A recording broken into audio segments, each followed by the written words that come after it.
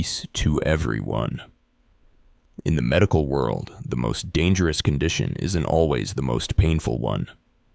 It's often the one where you feel nothing at all. Leprosy does not make limbs fall off. It destroys nerves so the patient does not feel the burn or the cut. The Apostle Paul used a graphic medical term to describe a spiritual catastrophe: the seared conscience. In Greek, the word is kausteriazo, from which we get the word cauterize. Today we explore the anatomy of spiritual numbness. How does a heart that once loved God become a heart that can no longer hear Him? Most of us view guilt as an enemy and want to silence it. The conscience is actually a divine gift, the smoke detector of the soul. Its job is to make you uncomfortable when you are out of alignment with the truth.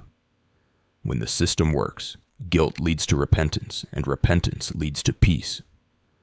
But what happens when we find a way to snip the wires of the alarm because we do not like the noise it makes? A seared conscience does not happen with one sin. It happens through a process of heat and scarring. The first time you violate your values, it hurts. You feel the heat. You start making excuses and rationalizing, saying everyone does it or it is not that bad. After repeated burns, the nerve endings die and the tissue becomes thick and unable to feel. Think of someone working in a noisy factory. On the first day, the noise is deafening. They can't think. But after 6 months, they don't even notice the roar of the machines. Their ears haven't gotten better.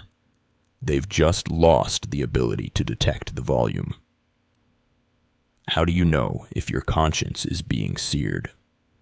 It shows up in 3 primary spiritual symptoms. Normalization means what used to shock you now seems normal or even necessary. Deflection means you no longer say I was wrong, but say I was stressed or they made me do it. Apathy means you can see others hurting because of your actions and feel zero empathy. This is the necrosis of the soul, where the mouth of the heart speaks self-preservation and coldness. Here is the most terrifying part.